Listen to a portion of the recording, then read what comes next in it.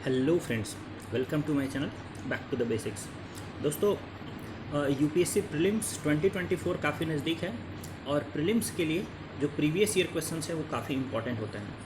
तो आप 2024 का प्रीलिम्स दे रहे हैं या फिर आप आगे का भी प्रीलिम्स देने की इच्छा रखते हैं तो ये पीवाईक्यूज आपके लिए बहुत इंपॉर्टेंट है, क्योंकि क्वेश्चंस डायरेक्टली रिपीट हो सकते हैं, ऑप्शंस रिपीट हो सकते हैं, ऑप्शंस के थ्रू या फिर इसी क्वेश्चन को दूसरे तरीके से पूछा जा सकता है, यानी in many forms they can help you in clearing this exam. मेरा नाम है आनंद मोहन। चलिए स्टार्ट करते हैं साइंस एंड टेक्नोलॉजी का प्रीवियस ईयर क्वेश्चन। इसको हम लोग दो पार्ट्स में करेंगे। आज ये पहला पार्ट है और कल दूसरा पार्ट होगा। थोड़ा सा क्वेश्चन कंप्लीट करने का तरीका फास्ट होगा, बहुत ज़्यादा एक्सप्लेनेशंस नहीं दिया जाएगा, because you are expected to have read all the concepts already. ठीक है, क्योंकि ये प्रीवियस ईयर क्वेश्चन सीरीज है। आइए दोस्तों स्टार्ट करते हैं क्वेश्चन नंबर 1 से। क्वेश्चन नंबर 1 है जिसको जो 2022 में आया था। Bio rock technology is talked about in which of the following situations. ऐसे क्वेश्चन अगर आते हैं तभी करने का, नहीं आते हैं तो गेस नहीं करिए प्लीज़।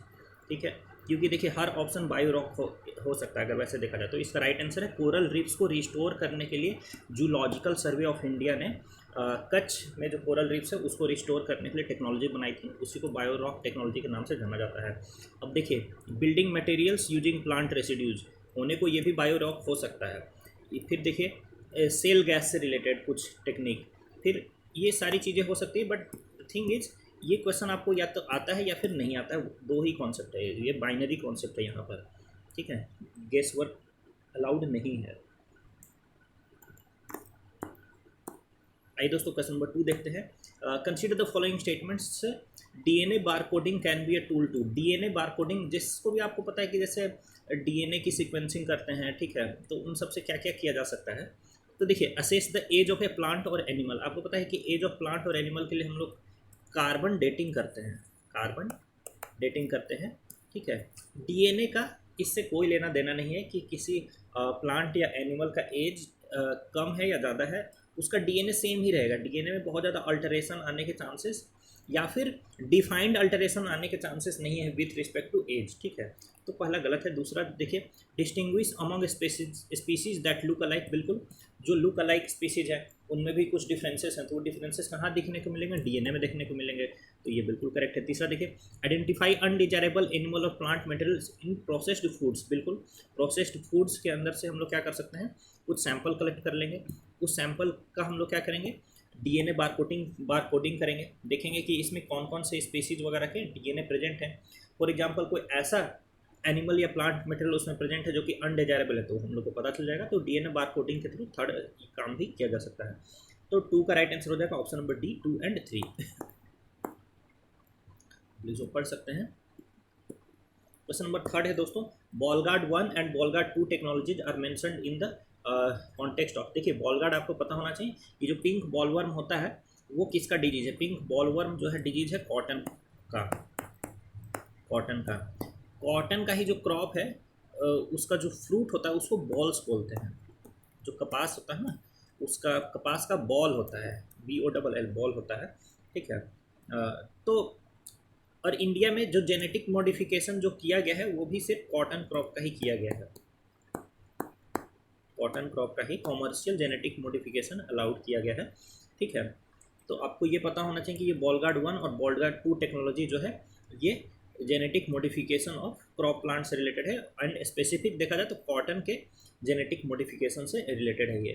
ठीक है, तो Bollgard 1 and Bollgard 2 technologies are mentioned in the news in the context of developing GM crop plants. तो right answer is option number B, production of plant growth substances नहीं, प्रोडक्शन ऑफ बायो फर्टिलाइजर्स नहीं, clonal propagation of crop plants, ये सब नहीं है। इसका right answer third का B is the right answer.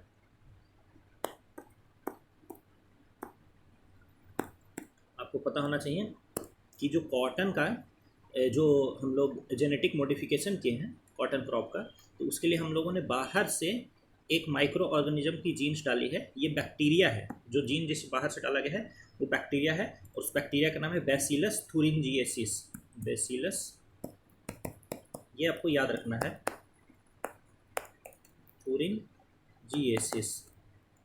ठीक है, और ये बैसिलस thuringiensis एक बैक्टीरिया है, इसके जीन को ऐड किया गया है कॉपर के जीन्स में। ठीक है, इसमें भी दो जीन्स हैं, आपको पता होना चाहिए कि CRY1AC जीन है और दूसरा CRY2AB जीन है, ठीक है। एग्जैक्टली याद ना भी रहे तो ऐसे याद रख लीजिएगा, क्राई करके कुछ था, ठीक है।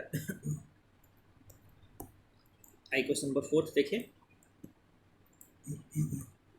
with reference to recent developments in science which of the following statements is not correct। Science के डेवलपमेंट के रिस्पेक्ट में कौन सा स्टेटमेंट करेक्ट नहीं, देखिए functional chromosomes can be created by joining segments of DNA taken from cells of different species. देखिए chromosomes जो होता है, आपको पता है कि जैसे इंसानों में 22 आपके क्रोमोजोम्स होते हैं और एक सेक्स क्रोमोजोम्स होता है, टोटल 23 पेयर होते हैं, ठीक है। तो क्रोमोजोम्स क्रिएट करने के लिए हम लोग ऐसा नहीं कर सकते हैं कि एक स्पीसीज का कुछ सेगमेंट ले लिया डीएनए सेगमेंट और दूसरे स्पीसीज का एक दूसरा डीएनए सेगमेंट ले लिया और दोनों को जोड़ जाड़ करके क्रोमोजोम बना दिया, जो कि क्या है, ए फंक्शनल क्रोमोजोम है। ये पॉसिबल नहीं है करना, ठीक है। बाकी देखिए pieces of artificial functional DNA can be created in laboratory, yes it can be done. Pieces of DNA taken out from animal cell can be made to replicate outside a living cell in a laboratory. यानी DNA किसी के body से निकाल करके उस DNA मतलब एक DNA निकाला और ऐसे 1000 डीएनए बना लिए, बिल्कुल बना सकते हैं, जिसको हम लोग पीसीआर टेक्नोलॉजी बोलते हैं, पॉलीमरेज चेन रिएक्शन टेक्नोलॉजी, उसमें ये बना सकते हैं। फिर देखिए cells taken out from plants and animals can be made to undergo cell division in laboratory petri dishes. तो बिल्कुल सेल डिवीजन हम लोग बाहर भी करा सकते हैं, ये आसान काम है। तो डी इज ऑल्सो करेक्ट। तो ए जो है इसका इनकरेक्ट ऑप्शन है दोस्तों।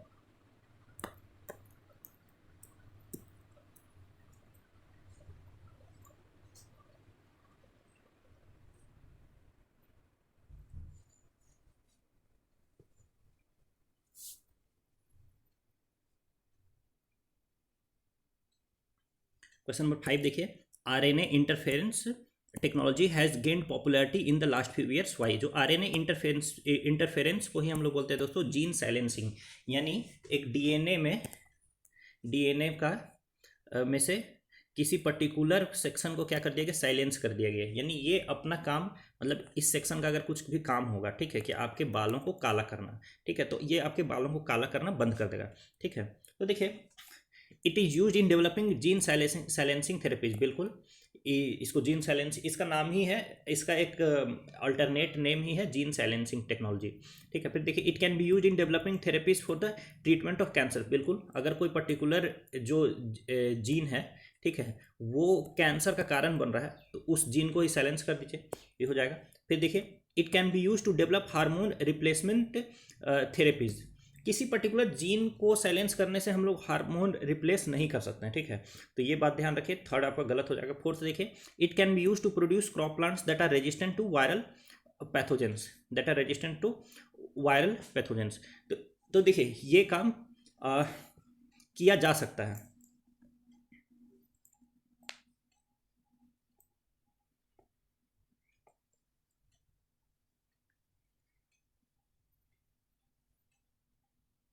ऐसे ऐसे क्रॉप प्लांट्स डिजाइन किए जा चुके हैं already with respect to gene. जैसे इस प्लांट के अंदर कोई ऐसा मटेरियल है जो मटेरियल वायरस को अट्रैक्ट कर रहा है, फॉर एग्जांपल वायरस को अट्रैक्ट कर रहा है, ठीक है, और हमने जीन साइलेंसिंग के थ्रू उस मटेरियल में कुछ चेंजेज कर दिए ऐसा कि वो वायरस को अट्रैक्ट करना बंद कर दिया, ठीक है, तो ये काम किया जा सकता है। तो फोर्थ इज ऑल्सो करेक्ट। तो फिफ्थ का राइट आंसर हो जाएगा option number A 1, 2 and 4। Question number 6 पढ़िए, what is the application of somatic cell nuclear transfer, ठीक है। तो सोमैटिक सेल न्यूक्लियर ट्रांसफर का आपको एग्जाम्पल याद रखना है, ठीक है। डॉली जो शिप थी, जो डॉली नाम की जो भेड़ बनाई गई थी, वो सोमैटिक सेल न्यूक्लियर ट्रांसफर के टेक्नोलॉजी से बनाई गई थी। तो आप इसको अब टिक करिए, what is the application of somatic cell nuclear transfer, ठीक है। तो रिप्रोडक्टिव क्लोनिंग ऑफ एनिमल्स, बिल्कुल, तो जो फर्स्ट क्लोन बनाई गई थी डॉली द शिप, वो सोमैटिक सेल न्यूक्लियर ट्रांसफर के थ्रू ही बनाई गई थी। तो सिक्स्थ का C is the right answer.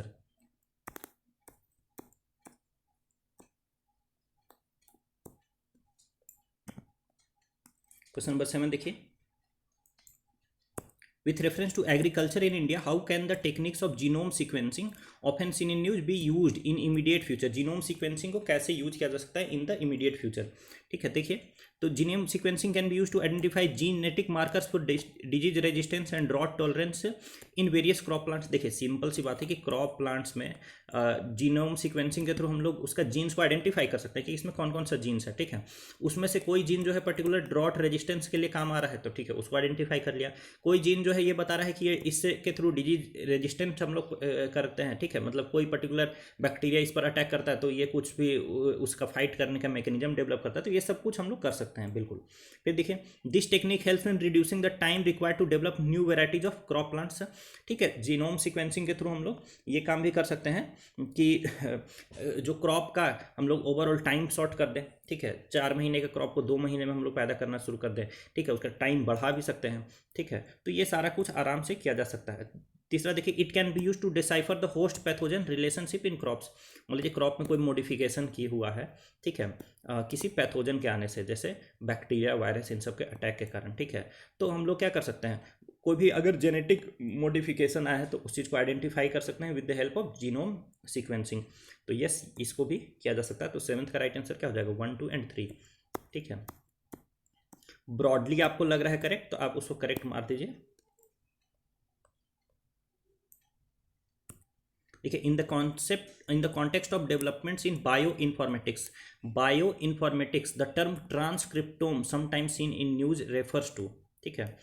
Transcriptome जो है, देखिए ट्रांसक्रिप्टोम बोला जाता है दोस्तों, देखिए आरएनए 3 टाइप के होते हैं, ध्यान रखिएगा। आरएनए होता है आपका मैसेंजर आरएनए, ठीक है, एमआरएनए, टीआरएनए, ठीक है, और एक और टाइप का आरएनए होता है, ठीक है। तो इसमें जो एमआरएनए की कंप्लीट एक्सप्रेशंस है, जो भी जैसे कोई भी डीएनए या आरएनए क्या करता है बॉडी में अपने अपने कोडिंग के अकॉर्डिंग, वो जो भी उसमें जेनेटिक कोडिंग की गई है उस कोडिंग के अकॉर्डिंग वो क्या बनाता है, प्रोटीन्स बनाते हैं, और उस प्रोटीन्स के अनुसार ही हम लोग को बिहेवियर, फिनोटाइप, ये सब चीज़ें देखने को मिलती है कि किसी का रंग काला होगा, किसी का रंग गोरा होगा, कोई शॉर्ट हाइट का हो, कोई बड़ा हाइट का होगा, एंड एवरीथिंग। तो ये एमआरएनए के कंप्लीट एक्सप्रेशन को ही हम लोग बोलते हैं ट्रांसक्रिप्टोम, ठीक है। तो इसको आप याद रखिएगा, एमआरएनए से रिलेटेड है transcriptome. The keyword transcriptome is related to mRNA. तो देखिए the full range of mRNA molecules expressed by an organism, यही है आपका ट्रांसक्रिप्टोम का अर्थ है, ठीक है। बाकी देखिए range of enzymes used in genome editing, ये नहीं है, ठीक है। फिर description of the mechanism of gene expression, ये सब नहीं है, ठीक है। Mechanism of genetic mutations taking place, ये सब नहीं है इसका। ये 8th का B is the right answer. आप इसका एक्सप्लेनेशन भी पढ़ते चल सकते हैं। 9th क्वेश्चन देखिए दोस्तों, माइकोराइजल बायोटेक्नोलॉजी। माइको का मतलब होता है फंगाई और राइजा मतलब होता है रूट्स। तो माइकोराइजा बेसिकली क्या है, एक सिम्बायोटिक रिलेशन है between plant roots and fungi, यानी दोनों एक दूसरे को हेल्प कर रहे होते हैं। अब देखिए rehabilitating degraded sites because mycorrhiza enables the plants to, ठीक है। माइकोराइजा के थ्रू डिग्रेडेड साइट्स को रिहेबिलिटेट किया जा सकता है, कैसे, क्योंकि resist drought and increase absorptive area. बिल्कुल, जो फंगाई के थ्रू क्या किया जा सकता है, जो एब्जॉर्प्टिव एरिया है रूट्स का उसको बढ़ाया जा सकता है, ठीक है। तो 1 इज करेक्ट। दूसरा देखिए टॉलरेट एक्सट्रीम्स ऑफ पीएच। मान लीजिए सॉइल की पीएच ऐसी है जो कि प्लांट बर्दाश्त नहीं कर सकते, फंगाई क्या करेगा, कुछ कुछ उसमें सिक्रेट कर करके, केमिकल सिक्रेट कर करके उसके पीएच को ही चेंज कर देगा, तो ये भी किया जा सकता है। तीसरा देखिए रेजिस्ट डिजीज इन्फेस्टेशन, ठीक है, तो ये भी किया जा सकता है, ठीक है। माइकोराइजा के थ्रू जो है डिजीज को इन्फेस्टेशन को रोका जा सकता है। मान लीजिए फंगी को ऐसा केमिकल उस वहाँ से रिलीज करेगा जिससे कि पर्टिकुलर बैक्टीरिया या वायरस जो है ये हो जाएंगे, किसी निष्प्रभावी हो जाएंगे, तो ये सारा चीज़ किया जा सकता है। आप अगर इसको जान रहे हैं कि माइकोराइजा बेसिकली जो कॉम्बिनेशन या symbiotic relation between roots and fungi है, तो कुछ काम इसमें रूट करेगा और कुछ काम इसमें फंगाई करेगा, ठीक है। रूट क्या करेगा, रूट प्रोवाइड करेगा एक तरीके से स्टार्च प्रोवाइड करेगा फंगाई को जिंदगी जीने के लिए, ठीक है, और फंगाई बाकी बहुत सारा काम कर देगा। तो 9th का D will be the right answer.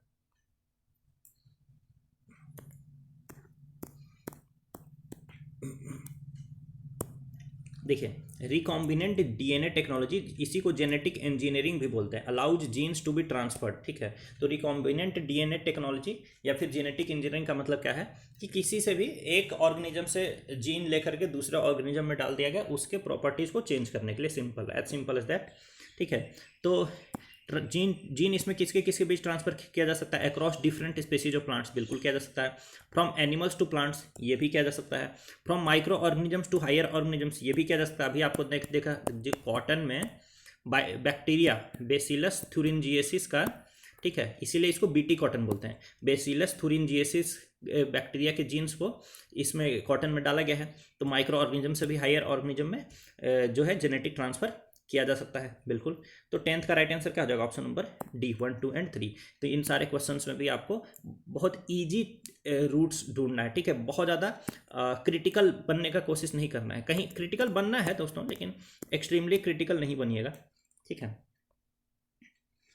11th question देखिए, what are the reasons for the people's resistance to the introduction of BT brinjal in India? तो बीटी ब्रिंजल इंडिया में जो इंट्रोड्यूस किया गया है, ठीक है, तो इसका क्या क्या रेजिस्टेंस का क्या क्या कारण है, ठीक है, लोग इसको क्यों रेजिस्ट करते हैं?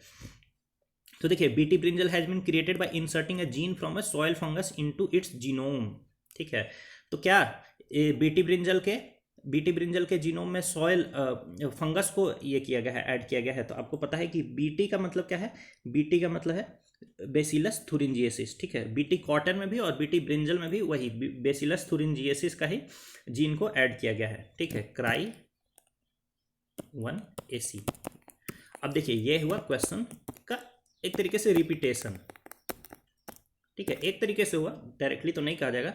तो 1 गलत है, यहाँ फंगस का जीनोम यूज नहीं किया गया है, बैक्टीरिया का जीनोम को यूज किया गया है। दूसरा देखिए, the seeds of BT brinjal are terminator seeds and therefore the farmers have to buy the seeds before every season from the seed company. ये भी रीजन हो सकता है, बट जो बीटी ब्रिंजल के सीड्स जो हैं वो टर्मिनेटर सीड्स नहीं। टर्मिनेटर सीड्स उसको बोलते हैं दोस्तों कि जैसे कारगिल और मोनसैंटो करके 2 कंपनीज हैं जो सीड्स बनाते हैं, ठीक है। तो ये ऐसा सीड आपको बेचेंगे, उस सीड से आप क्रॉपिंग तो कर सकते हैं, खेती कर सकते हैं, लेकिन खेती करने के बाद जो इसका अगर क्रॉप हुआ तो इस क्रॉप को दोबारा यूज नहीं कर सकते हैं एज ए सीड, ठीक है। दोबारा आपको करगिल या मोनसेंटो से ही सीड खरीदना होगा, उसी को हम लोग बोलते हैं terminator seed. But BT brinjal का सीड्स टर्मिनेटर सीड्स नहीं है दोस्तों, ठीक है।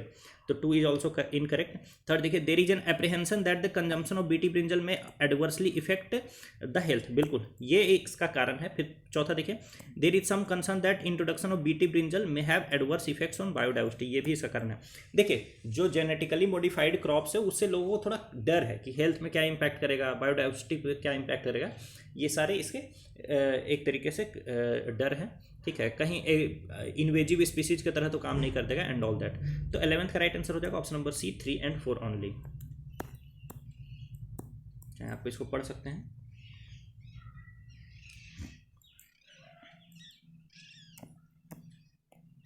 ट्वेल्थ क्वेश्चन देखिए, other than resistance to pests what are the prospects for which genetically engineered plants have been created. यानी सिंपल सी बात है कि जेनेटिकली इंजीनियर्ड प्लांट्स का क्या क्या बेनिफिट हो सकता है, ठीक है, क्या क्या बेनिफिट हो सकता है आपको ऐसे सोचना है, ठीक है।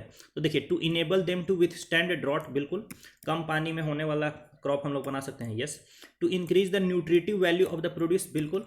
अब जैसे कि मान लीजिए कि कोई ऐसा मूली बना दें, ठीक है, जिसमें फॉर एग्जांपल बहुत सारे आपके स्टार्च भी मिले, प्रोटीन भी मिले, ठीक है।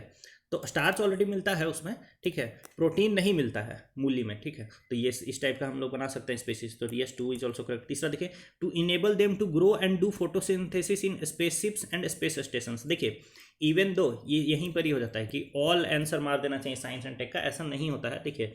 अब स्पेस शिप्स और स्पेस स्टेशन के लिए ये जेनेटिक मॉडिफिकेशन वगैरह नहीं किया जा रहा है, ठीक है। अब आगे चल करके कुछ किया जाए, दैट इज अनदर थिंग, ठीक है। बट ऐसा उद्देश्य अभी यही है कि जो अर्थ पर एग्जिस्टिंग प्रॉब्लम्स है उनको सॉल्व किया जाए, ठीक है, रिलेटेड टू एग्रीकल्चर।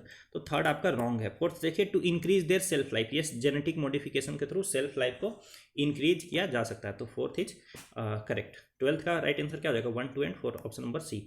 ध्यान रखिएगा दोस्तों, कहाँ क्रिटिकल होना है, कितना क्रिटिकल होना है, इस चीज़ को इंटरनलाइज करने का प्रयास सब करिए, ठीक है। Direct information might help you sometimes,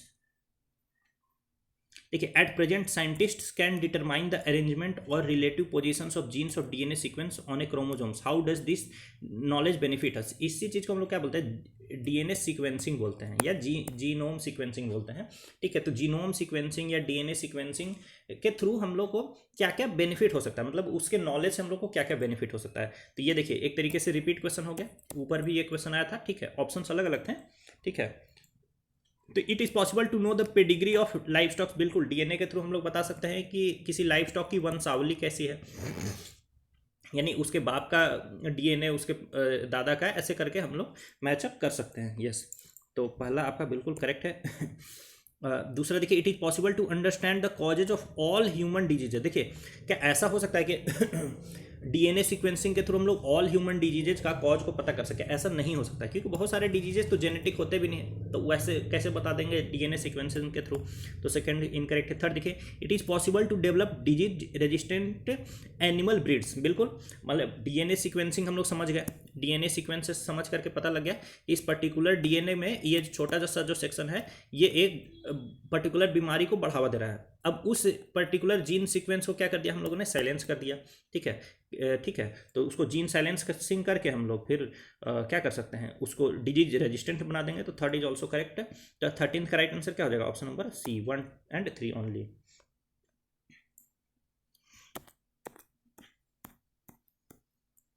देखिए, consider the following statements in respect of probiotics. देखिए, कभी कभी आप लोगों को जब दस्त लगता होगा, ठीक है, या फिर क्या बोलते हैं उसको, डायरिया, डिसेंट्री, ये सब हो जाती होगी। ठीक है, जब आप बहुत बार लूज मोशन जाते होंगे, तो आपको कुछ दवा दी जाती है पहले। ठीक है, जब दवा देते हैं आप लोगों को, तो दवा खाने के बाद क्या होता है कि वो दस्त लगना तो बंद हो जाता है, लेकिन आपके जीभ का स्वाद पूरा खत्म हो जाता है और कोई भी चीज़ आसानी से नहीं पचता है फिर। ठीक है, तो देखिए, दवा क्या देते हैं वो लोग? जो दवा देते हैं उसके थ्रू पेट के अंदर के सारे बैक्टीरिया को, माइक्रो ऑर्गेनिजम्स को वो लोग मार देते हैं। ठीक है, अब आपके पेट में दो टाइप के माइक्रो ऑर्गेनिजम्स हैं, गुड हैं और बैड हैं। तो बैड को तो मारना था, ठीक है, लेकिन गुड भी मर गया।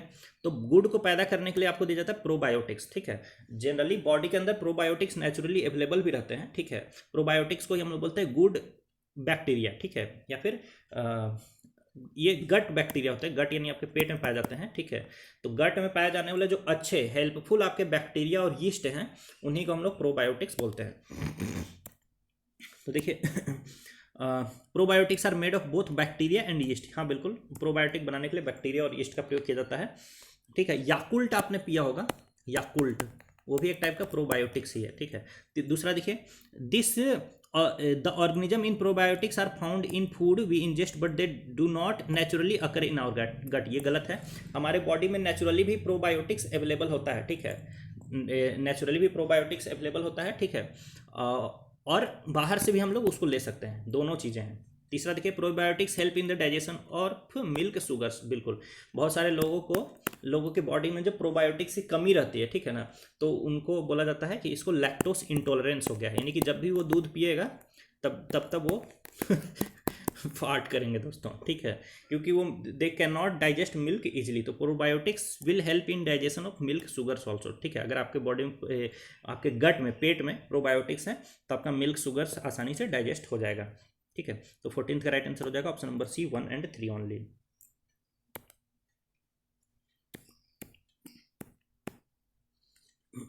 विच of the following statements best describes the role of B cells and T cells? देखिए, वाइट ब्लड सेल्स की एक प्रजाति है जिसको बोलते हैं ल्यूकोसाइट्स, जो कि बीमारियों से फाइट करती है। ठीक है, ल्यूकोसाइट्स दो टाइप के होते हैं, बी सेल्स और टी सेल्स। ठीक है, बी सेल्स बीमारियों से कैसे फाइट करती है? तो जब भी बाहर से कोई भी वायरस, बैक्टीरिया अटैक करता है, तो जो अटैक किया उसको बोल रहे हैं एंटीजेन। तो एंटीजेन को आइडेंटिफाई करके बी सेल बनाती है एंटीबॉडी। ठीक है, बी सेल एंटीबॉडी बनाते हैं और एंटीजन को से फाइट करती है, और टी सेल डायरेक्टली फाइट करती है। ठीक है, बस यही अंतर है बी सेल और टी सेल में, दोनों जो है एक तरीके से आपके बॉडीज को डिजीज से बचाने का काम करते हैं। तो देखिए, इसका राइट आंसर है they protect the body from the diseases caused by pathogens. बिल्कुल, तो इसका सिंपल आंसर है B cells and T cells are leucocytes. B cell बनाता है antibodies, T cells directly fight करता है।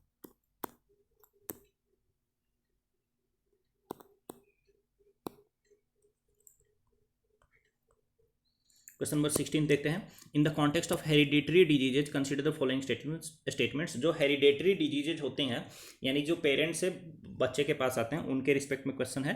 Passing on mitochondrial diseases from parent to child can be prevented by mitochondrial replacement therapy either before और after in vitro fertilization of egg. बिल्कुल देखिए, जो 3 parent baby का concept है ये, ठीक है। मदर के पास है एग, ठीक है, एग में है न्यूक्लियस, न्यूक्लियस में माइटोकॉन्ड्रिया नहीं होता, माइटोकॉन्ड्रिया है इसके बाहर, माइटोकॉन्ड्रिया है अफेक्टेड है, यानी कि ये डिजीज है इस माइटोकॉन्ड्रिया में, इसी माइटोकॉन्ड्रिया में डिजीज है, ठीक है। और इधर से आ गया स्पर्म, स्पर्म में कोई डिजीज विजीज नहीं है, ठीक है। तो स्पर्म क्या करेगा, एग को फर्टिलाइज कर देगा, ठीक है। एग फर्टिलाइज होकर के ये हो गया फर्टिलाइज्ड एग, ठीक है, यानी ये एग प्लस स्पर्म है, ये एग प्लस स्पर्म है, और माइटोकॉन्ड्रिया अभी यहाँ है, ठीक है।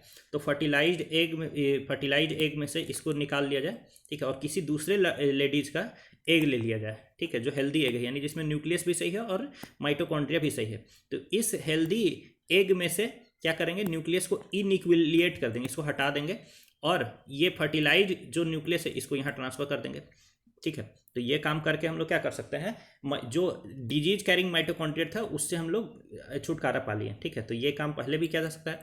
दूसरा काम ये भी किया जा सकता है कि जो ये एग है, मान लीजिए ये एग है डिजीज कैरिंग मदर का, तो इस एग में से इसके न्यूक्लियस को सिंपली निकाल करके इस नॉन डिजीज कैरिंग जो लेडी है उसके न्यूक्लियस की जगह पर उसको लगा दिया गया, और अब इस न्यूक्लियस को ही फर्टिलाइज किया जा रहा है, ठीक है। तो बिफोर और आफ्टर फर्टिलाइजेशन दोनों किया जा सकता है, आपको ध्यान ये रखना है। फिर देखिए, child inherits mitochondrial diseases entirely from mother and not father. बिल्कुल, क्योंकि ये माइटोकॉन्ड्रियल डीएनए से आता है, तो ये जो कि एग में प्रेजेंट होता है, ठीक है, स्पर्म में होता है नहीं। तो 2 भी इसका करेक्ट है, 16th का C will be the right answer. ये सब टेक्नोलॉजी के बारे में आप लोग को पता होना चाहिए अभी तक।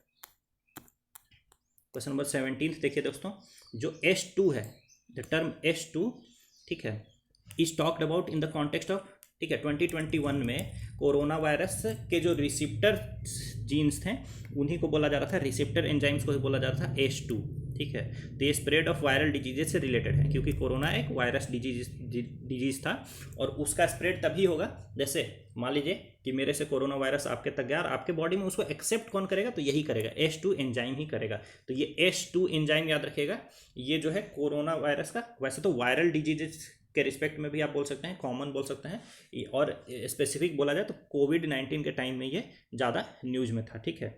यही था कोरोना वायरस का रिसेप्टर, कोरोना वायरस का रिसेप्टर यही था। तो 17th का D is the right answer. 18th question देखेंगे दोस्तों। Consider the following statements. Genetic changes can be introduced in the cells that produce eggs और sperms of a prospective parent, ठीक है। तो क्या जेनेटिक मॉडिफिकेशन के थ्रू ये काम किया जा सकता है? तो बिल्कुल किया जा सकता है, जेनेटिक चेंजेस किया जा सकता है, एग्स में भी स्पर्म्स में भी।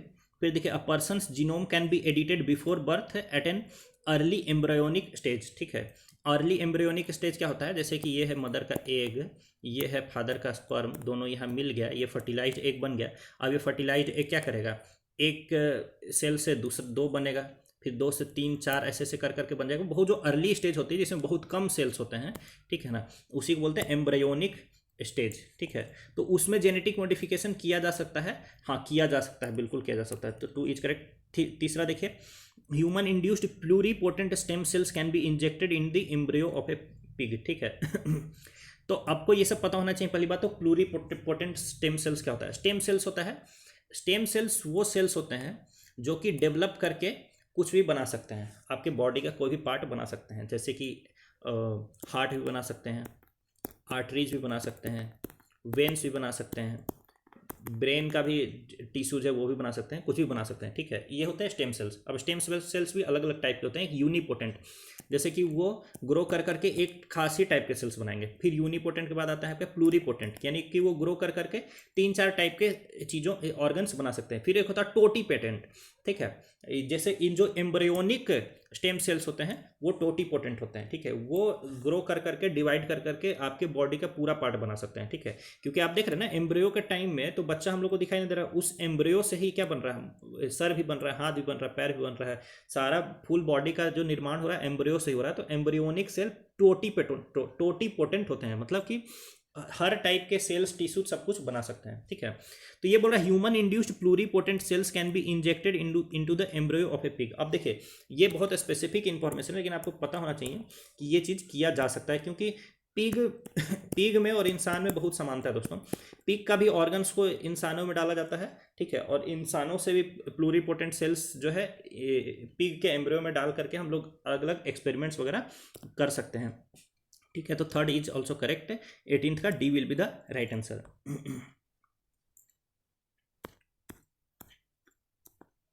देखिए 19th देखिए, with reference to pre packaged items in India it is mandatory, ठीक है, to the manufacturer to put which of the following information on the main label as per the food safety and standards regulation, ठीक है, 2011। देखिए 2011 का जो ये 2011 का जो भी ये रेगुलेशन है उसके रिगार्डिंग ये बोल रहा है कि जो प्री पैकेज्ड फूड आइटम्स हैं, ठीक है, उसके मेन इंफॉर्मेशन के जगह पर क्या क्या, मेन इंफॉर्मेशन लेवल में क्या क्या चीज़ें होनी, लिखी हुई होनी चाहिए, ठीक है। तो आपको ये जानने की जरूरत नहीं है, आप अगर किसी भी फूड आइटम्स का अगर बॉक्स को पढ़ा हुआ होगा तो आप बता सकते हैं कि क्या क्या चीज़ें उसमें होनी चाहिए, ठीक है। तो देखिए list of ingredients including additives, बिल्कुल आपको पता है कि इंग्रेडिएंट्स का एक अलग कॉलम ही होता है, तो यस ये उसमें होता है। न्यूट्रिशनल इन्फॉर्मेशन ये भी होता है उसमें दोस्तों, कि कितनी कैलोरीज उसमें प्रेजेंट है, ये सब उसमें दिया हुआ रहता है। तीसरा देखिए recommendation if any made by the medical profession about the possibility of any allergic reactions. देखिए मैंने तो ऐसा कोई फूड आइटम नहीं देखा या कोई डब्बा नहीं देखा है, ठीक है। आजकल कुछ किसी किसी डब्बों में मेंशन भी रहता है, ठीक है, बट अगर ये FSSAI के द्वारा बताया हुआ होता तो फिर हर एक फूड आइटम्स में ये लिखा ही हुआ होता, ठीक है। तो थर्ड नहीं है। फोर्थ देखिए वेजिटेरियन एंड नॉन वेजिटेरियन, इसका तो आपको पता है कि रेड और ग्रीन डॉट आता है, ग्रीन डॉट वेजिटेरियन होता है और नॉन वेजिटेरियन के लिए रेड डॉट होता है। तो फोर्थ ऑल्सो आपका करेक्ट है। 19th का राइट आंसर 1, 2 एंड 4 हो जाएगा, ऑप्शन नंबर सी।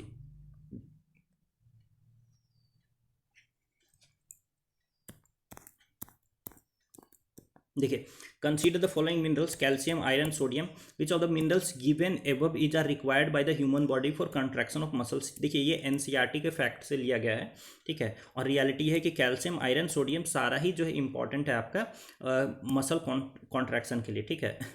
तो इसका राइट आंसर हो जाएगा ऑप्शन नंबर डी, 1, 2 एंड 3। अगर आपको इस टाइप की चीज़ें नहीं पता है तो एक सेफ कहा जाएगा, सेफ तुक्का बोल दीजिए, it will be regarded as safe तुक्का टू गो फॉर ऑल, ठीक है। बाकी आपको चूंकि पता नहीं है तो गलत होने के तो चांसेस रहेंगे ही, आप भी जान रहे हैं ये बात, ठीक है, बट इट विल बी, क्योंकि ये सारी चीज़ें आपको पता है कि एक की न्यूट्रिएंट्स हैं, ठीक है। तो की न्यूट्रिएंट्स आपके बॉडी के लगभग हर फंक्शन के लिए इंपॉर्टेंट ही हैं, ठीक है। तो अगर आपको पता है कि आपने एनसीईआरटी में पढ़ा हुआ है, ठीक है, और आपको पता है तब तो बहुत अच्छी बात है, नहीं पढ़ा हुआ है तो it will be a safe guess to go for all.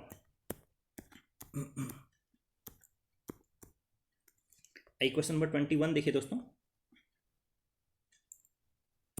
Consider the following types of organisms. 2012 में ये क्वेश्चन पूछा था, bacteria, fungi, flowering plants, some species of which of the above kinds of organisms are employed as biopesticides. अब देखिए इस question को answer करने के लिए बस आपको एक क्या बोला, कॉमन सेंस यहाँ पर चाहिए ही होगी, ठीक है।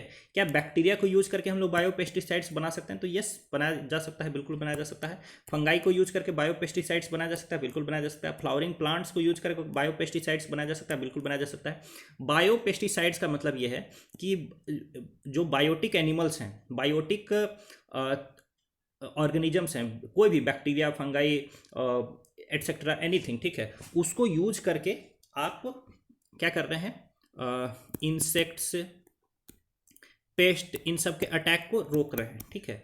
तो आपको पता है ना कि कोई ऐसा प्लांट हो सकता है जो दूसरे एनिमल्स के लिए क्या बन सकता है, एक रेजिस्टेंस का काम कर सकता है। कोई ऐसा फंगाई हो सकता है जो दूसरे एनिमल्स के लिए या दूसरे डिजीज कैरिंग वेक्टर्स के लिए एक रेजिस्टेंस का काम कर सकता है। बैक्टीरिया भी सेम काम कर सकता है। तो ये सिंपल क्वेश्चन है, 21 का राइट आंसर हो जाएगा ऑप्शन नंबर डी। अगर ऐसा क्वेश्चन आता है तो आप भी एकदम खुल करके ऑल मार सकते हैं।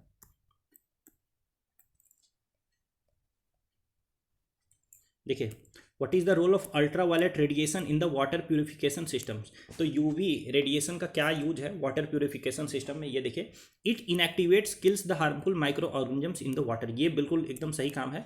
जो यूवी रेडिएशन के थ्रू आपका हार्मफुल माइक्रो ऑर्गेनिजम्स हैं उनकी डेथ हो जाती है, उनको ये मार देते हैं, ठीक है।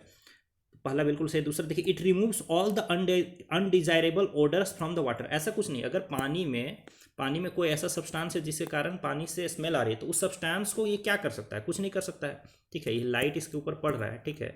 एक तो दो टाइप के सब्सटेंसेस हो सकते हैं, ठीक है। मान लीजिए कि माइक्रो ऑर्गेनिजम्स को मार भी दिया है, मारने के बाद भी हो सकता है कि उसमें से स्मेल आते ही रहे, ठीक है। और ऐसा भी हो सकता है कि इनऑर्गेनिक कोई सब्सटेंस है जिसके कारण आपके पास अनडिजायरेबल ओडर आ रहा है, सेंट आ रहा है, स्मेल आ रहा है, ठीक है। तो उसके रिगार्डिंग ये कुछ नहीं कर सकता है। तीसरा देखिए, it quickens the sedimentation of solid particles, removes turbidity and improves the clarity of water. ऐसा कुछ नहीं है, ठीक है। अब पानी की जो टर्बिडिटी है, टर्बिडिटी यानी कि जैसे पानी में कीचड़ मिला हुआ है तो कैसे उसकी ट्रांसपेरेंसी घट जाती है, उसी को बोलते हैं टर्बिडिटी।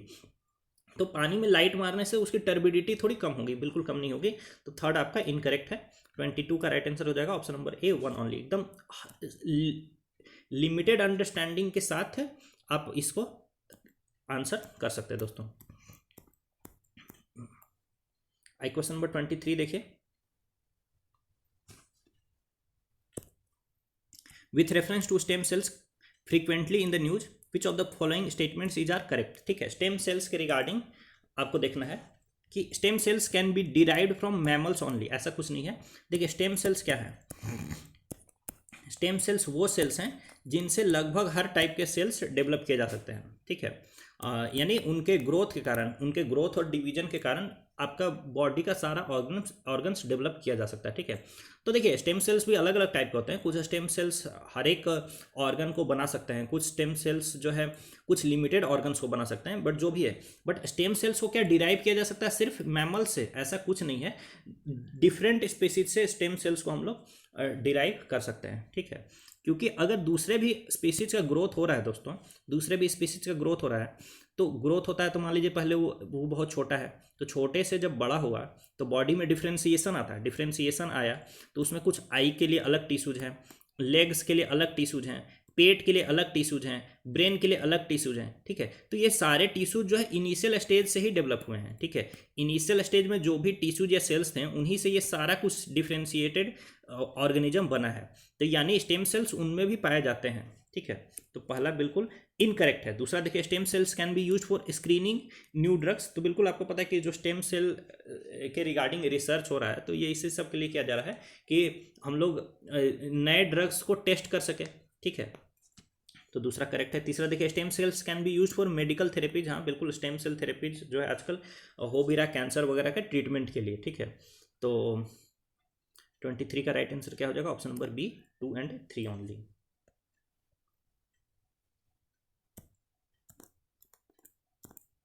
24 देखिए, regular intake of fresh fruits and vegetables is recommended in the diet since they are good source of antioxidants. How do antioxidants help person maintain health and promote longevity. देखिए antioxidants का एक ही काम है, मतलब directly अगर देखा जाए तो जैसे आपकी बॉडी की जो एजिंग हो रही है, एजिंग को प्रिवेंट करता है एंटीऑक्सीडेंट्स। एजिंग होती किसके कारण से, फ्री रेडिकल्स के कारण होती है, फ्री रेडिकल्स के कारण होती है एजिंग। मतलब ऐसा समझ लीजिए कि फ्री रेडिकल्स आपके लिए नुकसानदायक है और फ्री रेडिकल्स के लिए नुकसानदायक है एंटीऑक्सीडेंट्स, एंटीऑक्सीडेंट्स। यानी ये फ्री रेडिकल्स को निष्प्रभावी बनाता है एंटीऑक्सीडेंट्स, इसीलिए आपको खूब सारा फ्रूट्स दोस्तों खाना चाहिए, ठीक है। तो देखिए 24 का राइट आंसर क्या हो जाएगा, एंटीऑक्सीडेंट्स करते हैं they neutralise the free radicals produced in the body during metabolism. तो बिल्कुल 24 का C is the right answer. फिर बाकी आप ऑप्शंस को पढ़िए। They activate enzymes necessary for vitamin synthesis in the body and help prevent you vitamin deficiency. तो ये सब काम ये कर सकते हैं, लेकिन मतलब फ्रूट्स ये सारे काम कर सकते हैं, ये ध्यान रखिएगा, लेकिन फ्रूट्स के अंदर एंटीऑक्सीडेंट्स वो क्या कर रहे हैं ये पूछ रहा है। फ्रूट्स तो विटामिन सिंथेसिस का काम कर ही सकते हैं, बिल्कुल कर सकते हैं। They prevent excessive oxidation of carbohydrates, fats and proteins in the body and help avoid unnecessary wastage of energy, ठीक है। तो ये इसका राइट आंसर नहीं है। तो 24 का राइट आंसर है option number C, antioxidants free radicals से फाइट करते हैं, ठीक है। ये आपको ध्यान में रखना है। क्वेश्चन नंबर 25 देखेंगे दोस्तों। क्वेश्चन नंबर 25 है एडिनो वायरस और रेट्रो वायरस के बारे में। एडिनो वायरस को बोलते हैं डबल स्ट्रैंडेड डीएनए होता है एडिनो वायरस में। देखिए दो टाइप के वायरस हैं एडिनो वायरस, इसमें होता है डबल स्ट्रैंडेड स्ट्रैंड मतलब धागा, ऐसा समझ लीजिए, डबल स्ट्रैंडेड डीएनए, ठीक है। एडिनो वायरस में क्या होगा, डबल स्ट्रैंडेड डीएनए, ठीक है। और रेट्रो वायरस में होगा single stranded RNA, single stranded RNA, single stranded RNA होगा रेट्रो वायरस में, और डबल स्ट्रैंडेड डीएनए होगा एडिनो वायरस में। एकदम याद कर लीजिए, एडिनो वायरस में होगा डबल स्ट्रैंडेड डीएनए, ठीक है, और रेट्रो वायरस में होगा सिंगल स्ट्रैंडेड आरएनए, ठीक है। तो पहला स्टेटमेंट पढ़िए, adeno virus have single stranded DNA genomes whereas retro virus have double, गलत है। दूसरा देखिए, common cold is sometimes caused by adeno virus whereas AIDS is caused by retro virus. बिल्कुल, जो कॉमन कोल्ड फ्लू इन सब का जो वायरस हो दोस्तों, वो एडिनो वायरस होता है, यानी कि डबल स्ट्रैंडेड डीएनए वायरस होता है। और एड्स जो होता है ह्यूमन इम्यूनो डिफिशियंसी वायरस के कारण। तो ये एचआईवी जो है एक रेट्रो वायरस है, ठीक है, इसीलिए आपको दिया जाता है एंटी रेट्रो ड्रग्स, ठीक है। तो 2 आपका करेक्ट है, 25 का राइट आंसर हो जाएगा option number B, 2 only. 26 question देखेंगे। With reference to recent developments regarding recombinant vector vaccines, consider the following statements, ठीक है। Genetic engineering is applied in the development of these vaccines, बिल्कुल। Recombinant vector vaccines, recombinant का मतलब है genetic modification हो गया है। वेक्टर वैक्सीन, वेक्टर यानी कि आपके पास पहुंचाने के लिए क्या किया जा रहा है, उसको कोई बैक्टीरिया या वायरस, इन सबको एज ए वेक्टर इस्तेमाल किया जा रहा है, ठीक है। और वैक्सीन का मतलब वैक्सीन, तो ये एक ऐसा वैक्सीन है जिसमें वेक्टर का इस्तेमाल किया गया। वेक्टर क्या क्या हो सकता है, बैक्टीरिया हो सकता है, वायरस हो सकता है। रिकॉम्बिनेंट का मतलब क्या है कि इस बैक्टीरिया या वायरस का जेनेटिक मॉडिफिकेशन कर दिया गया है, ठीक है।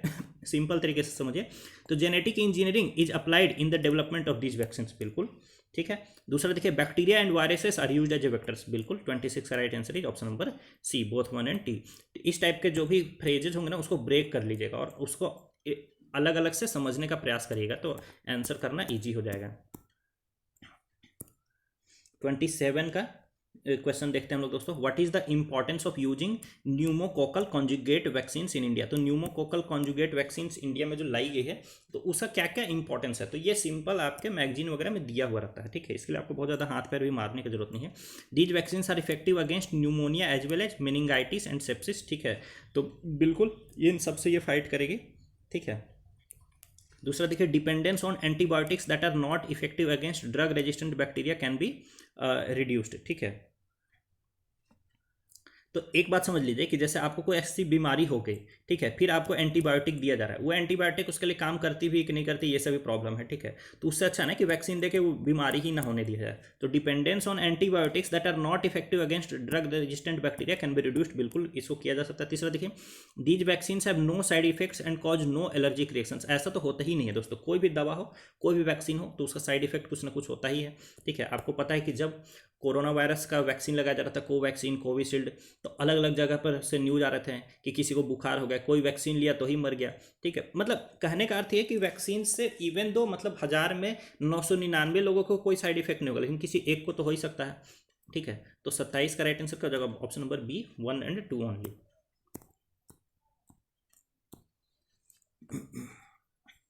क्वेश्चन 28 देखेंगे, which of the following are the reasons for the occurrence of multi drug resistance in microbial pathogens in India. तो मल्टी ड्रग रेजिस्टेंस जो होता है, ठीक है, यानी कि एक ऐसा बैक्टीरिया बन गया है या एक ऐसा वायरस बन गया है जिसके ऊपर दवा डाल रहे हैं तो भी वो प्रभावी उसको उसको मतलब उसको पे कोई प्रभाव ही नहीं पड़ रहा, मतलब बैक्टीरिया एकदम मजे में है, एंटीबायोटिक्स देते रहो, ठीक है। तो इसके बारे में बोल रहा है कि मल्टी ड्रग रेजिस्टेंस के क्या क्या कारण हो सकते हैं, ठीक है। तो देखिए, इसके कारण फिक्स हैं, ठीक, जैसे कि genetic predisposition of some people. अब यानी ये बोल रहा है कि लोगों के जीन्स में ये प्रॉब्लम है, ऐसा कुछ नहीं है, ये इसका कारण नहीं है दोस्तों। दूसरा देखिए, taking incorrect dosages of antibiotics to cure disease, बिल्कुल मेन कारण इसका यही है दोस्तों।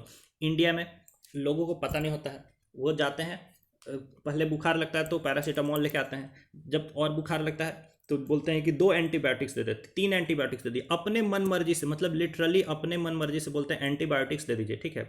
दुकान वाला भी वो एंटीबायोटिक्स के स्ट्रिप में से 2 काट के, 3 काट कर, 1 पीस काट करके बेचते रहता है, ठीक है। अब वो एंटीबायोटिक्स से होता क्या है कि आपके बैक्टीरिया जो है उसको पूरा आपने मारा नहीं, ठीक है, और एंटीबायोटिक्स का स्वाद भी चखा दिया, तो बैक्टीरिया के जो नेक्स्ट जनरेशन जो होंगे वो उस एंटीबायोटिक्स के प्रति क्या होंगे, और ज़्यादा मतलब उनमें फाइटिंग स्किल आ जाएगी। जैसे आप इवॉल्व कर रहे हैं बैक्टीरिया से फाइट करने के लिए, वैसे बैक्टीरिया भी इवॉल्व हो रहा है एंटीबायोटिक से फाइट करने के लिए। तो when ever you introduce antibiotics in your body it should be in proper dose, ठीक है। तो इनकरेक्ट डोज लेने के कारण ही क्या होता है आपका ये मल्टी ड्रग रेजिस्टेंस होता है। तीसरा देखिए यूजिंग एंटीबायोटिक्स इन लाइव स्टॉक फार्मिंग, ये भी दूसरा कारण है। मान लीजिए आप तो नहीं खा रहे एंटीबायोटिक्स, लेकिन आप जो गाय है उसको एंटीबायोटिक्स दी जा रही है और उस गाय का आप दूध पी रहे हैं, ठीक है, तो इस कारण से भी हो सकता है। फिर तीसरा देखिए multiple chronic diseases in some people, ये इसका कोई रीजन नहीं है, ठीक है। हाँ, मल्टी ड्रग रेजिस्टेंस के कारण मल्टीपल क्रोनिक डिजीजेज आप में हो सकते हैं, लेकिन मल्टीपल क्रोनिक डिजीजेज जो है एमडीआर का कारण नहीं है। फोर्थ इनकरेक्ट है। 28 करेक्ट आंसर हो जाएगा option number B, 2 and 3 only.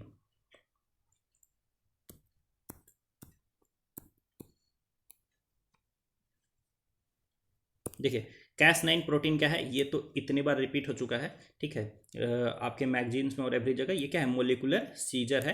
ये क्रिस्पर Cas9 टेक्नोलॉजी में यूज होता है, ठीक है। तो इसमें सबसे पहले Cas9 क्या करता है, डीएनए को ब्रेक कर देता है, ठीक है, और उस डीएनए को ब्रेक करने के बाद जो है आपका जो गाइड आरएनए होता है, single guide RNA SG RNA, वो वहाँ पर जो भी चेंजेज इंट्रोड्यूस करने होते हैं उसको इंट्रोड्यूस करता है, और इसी तरीके से हो जाता है आपका जेनेटिक इंजीनियरिंग। तो 29 का A is the right answer. 30 question देखिए, which of the following statements is not correct, ठीक है, यानी इसमें सारे ऑप्शंस आपको स्टेटमेंट्स आपको पढ़ने होंगे। देखिए which of the following statements is not correct, hepatitis B virus is transmitted much like HIV, बिल्कुल जैसे एचआईवी आपका सेक्स के थ्रू फैल सकता है, ठीक है, इंजेक्शन के थ्रू फैल सकता है, ठीक है, ब्लेड के थ्रू फैल सकता है, उन सभी के थ्रू भी हेपेटाइटिस बी भी फैल सकता है, तो ए करेक्ट है। दूसरा देखिए hepatitis B unlike hepatitis C does not have vaccine, ध्यान रखिए बी के पास वैक्सीन है, हेपेटाइटिस बी के पास वैक्सीन है, पर सी के पास वैक्सीन नहीं है। सी की दवाई होती है लेकिन सी के पास वैक्सीन नहीं है, तो बी आपका इनकरेक्ट है, यही इसका आपका राइट आंसर भी हो जाएगा, ठीक है।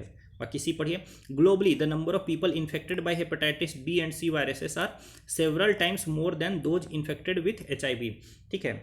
तो अब चूंकि बी हम लोग को राइट आंसर मिल गया है, तो सी आपका क्या हो जाएगा, करेक्ट स्टेटमेंट हो जाएगा, ठीक है। वैसे भी इन जनरल आपको आसपास में हेपेटाइटिस बी हेपेटाइटिस सी से सफ़र करने वाले लोग आपको मिलते होंगे, ठीक है। अब आपके आसपास में एचआईवी से सफ़र करने वाले लोग भी मिलते होंगे, तो कोई प्रॉब्लम नहीं है, ठीक है।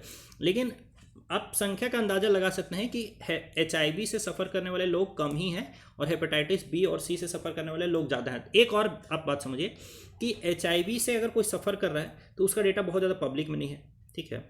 कई बार वो लोग चेक भी नहीं कराते हैं, ठीक है। तो ये भी एक कारण हो सकता है कि डेटा वाइज हम लोग पास कम लोग हैं जो कि एचआईवी से इन्फेक्टेड हैं, ठीक है। तो सी आपका क्या है, करेक्ट है स्टेटमेंट है। डी देखिए, some of those infected with hepatitis B and C viruses do not show the symptoms for many years, ये बिल्कुल करेक्ट बात है दोस्तों।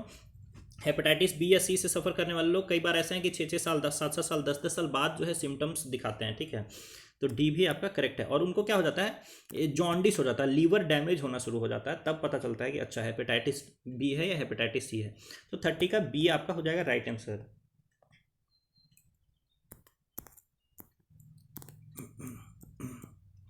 देखिए क्वेश्चन 31 देखते हैं, consider the following birds, dust blowing, rain, wind blowing, ठीक है, इनमें से कौन कौन जो है प्लांट डिजीजेज को स्प्रेड कर सकता है। देखिए सिंपल सी बात है कि जो भी चीज़ एक जगह से दूसरे जगह आपके वेक्टर्स को, जैसे बैक्टीरिया को, वायरस को, फंगाई को लेके जा सकती है, वो सारे चीज़ें जो हैं प्लांट डिजीजेज को स्प्रेड कर सकती हैं। और बर्ड्स ले जा सकते हैं बिल्कुल, डस्ट ले जा सकते हैं बिल्कुल, रेन ले जा सकते हैं बिल्कुल, विंड ब्लोइंग ले जा सकते हैं बिल्कुल। तो 31 का D will be the right answer. बहुत ही सिंपल टाइप का ये क्वेश्चन हो गया। इसके अलावा इंसेक्ट्स, माइट्स सब कुछ ले जा सकते हैं।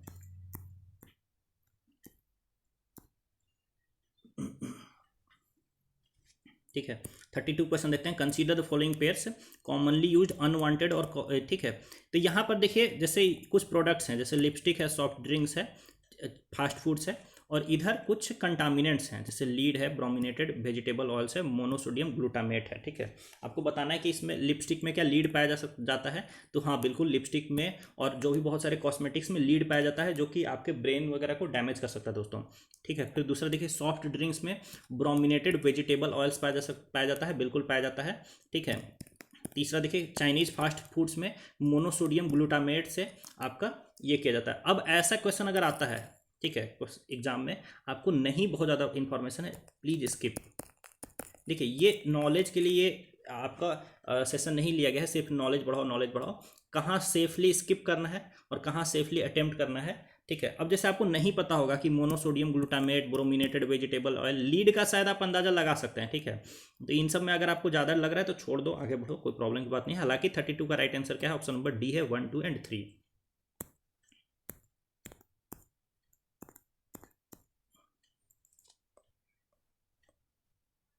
33 क्वेश्चन देखेंगे। Which of the following statements is are correct, virus can infect, virus किसको किसको इन्फेक्ट कर सकता है। तो वायरस सिंपल सी बात है, वायरस जो है किसी लिविंग ऑर्गेनिज्म से सपोर्ट लेता है। तो जिस भी लिविंग ऑर्गेनिज्म से वो सपोर्ट लेगा उसको उसको वो क्या करेगा, इन्फेक्ट करेगा। और किसी भी लिविंग ऑर्गेनिज्म से वो सपोर्ट ले सकता है। तो बैक्टीरिया क्या लिविंग ऑर्गेनिज्म है? हाँ बिल्कुल, तो उसको वायरस इन्फेक्ट करेगा। फंगाई को वायरस इन्फेक्ट करेगा, प्लांट्स को वायरस इन्फेक्ट करेगा। बहुत ही सिंपल अंडरस्टैंडिंग आपकी ये होनी चाहिए कि वायरस जो है वो अपने बेसिक मैकेनिज्म के लिए जो है लिविंग ऑर्गेनिज्म के ऊपर डिपेंड करते हैं। ठीक है, तो आप इसका right answer option number D मार सकते हो। वायरस दो टाइप के होते थे, कौन कौन से? एडिनो वायरस जो डबल स्ट्रैंडेड डीएनए वाले होते थे, और दूसरा आपका रेट्रो वायरस जो कि सिंगल स्ट्रैंडेड आरएनए वाले होते थे। 34 क्वेश्चन देखिए दोस्तों, consider the following pairs, vitamin deficiency और डिजीजेज को मैच करना है। विटामिन सी की कमी से क्या स्कर्वी होता है? तो हाँ बिल्कुल होता है। ठीक है, विटामिन डी की कमी से क्या रिकेट्स होता है? हाँ बिल्कुल होता है। विटामिन ई की कमी से क्या नाइट ब्लाइंडनेस होता है? बिल्कुल नहीं होता है। नाइट ब्लाइंडनेस होता है दोस्तों विटामिन ए की कमी से, जिसको हम लोग बोलते हैं रतौंधी। ठीक है, रतौंधी विटामिन ए की कमी से होता है। ठीक है, और विटामिन ई की कमी से होता है दोस्तों, विटामिन ई की कमी से आपका फर्टिलिटी लॉस हो जाता है, यानी आपके फादर बनने के चांसेस कम हो जाएंगे। ठीक है, विटामिन ई की कमी से। खैर, तो नाइट ब्लाइंडनेस होगा विटामिन ए की कमी से। ठीक है, विटामिन ई की कमी से होगा फर्टिलिटी लॉस, विटामिन डी की कमी से रिकेट्स होगा, विटामिन सी की कमी से स्कर्वी होगा। 34 का राइट आंसर हो जाएगा option number A, 1 and 2 only. बहुत ही सिंपल क्वेश्चन है। ठीक है, अब यूपीएससी ऐसे क्वेश्चन पूछती भी नहीं है, पता नहीं क्यों। ठीक है, क्योंकि देखिए विटामिन ए की कमी से नाइट ब्लाइंडनेस होगा, B1 की कमी से बेरी बेरी।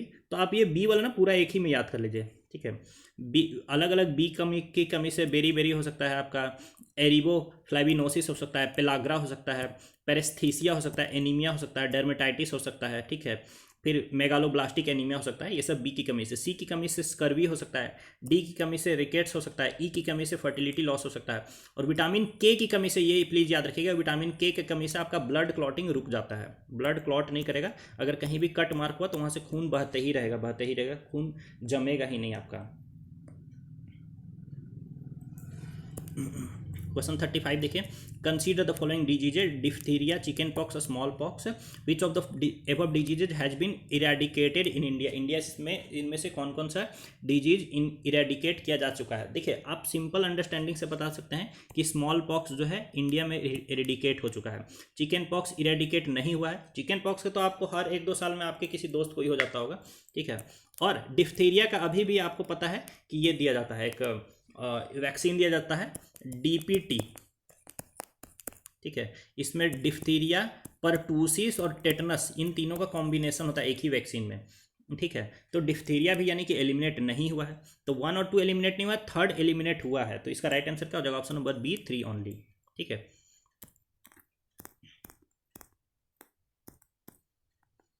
क्वेश्चन 36 देख लीजिए दोस्तों, Which of the following statements is are correct? Viruses lack enzymes necessary for the generation of energy। बिल्कुल, वायरस के पास ऐसी कोई मैकेनिज्म नहीं होती है जिससे कि वो अपना एनर्जी जनरेट कर सकें। इसीलिए वायरस हमेशा जो है एक डेड ऑर्गेनिज्म की तरह बिहेव करेंगे। जब वो लिविंग ऑर्गेनिज्म के ऊपर ना रहे, मतलब होस्ट के ऊपर ना रहे, तब तक वो डेड है। ठीक है, मतलब वो जीवित हैं ये पता ही नहीं चलेगा। जब वो किसी लिविंग ऑर्गेनिज्म के कांटेक्ट में आएंगे, ठीक है, होस्ट ऑर्गेनिज्म, प्लांट हो सकता है, फंगाई, बैक्टीरिया, इंसान, कुछ भी हो सकता है।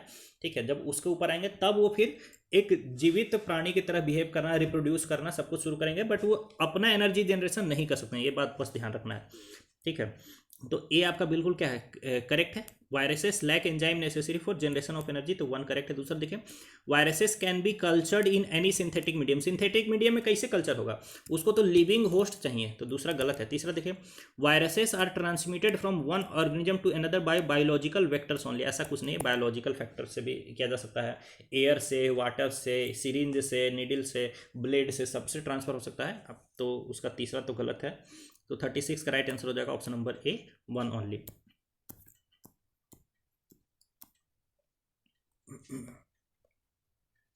आइए 37 क्वेश्चन देखिए दोस्तों, which of the following diseases can be transmitted from one person to another through tattooing, यानी टैटू के थ्रू, ठीक है। यानी टैटू में क्या होता है, एक सुई का इस्तेमाल किया जा रहा है, यानी एक इंसान में वो सुई लगी और वही सुई जब आपको लगेगी तो कौन सी डिजीज आपको फैल सकती है।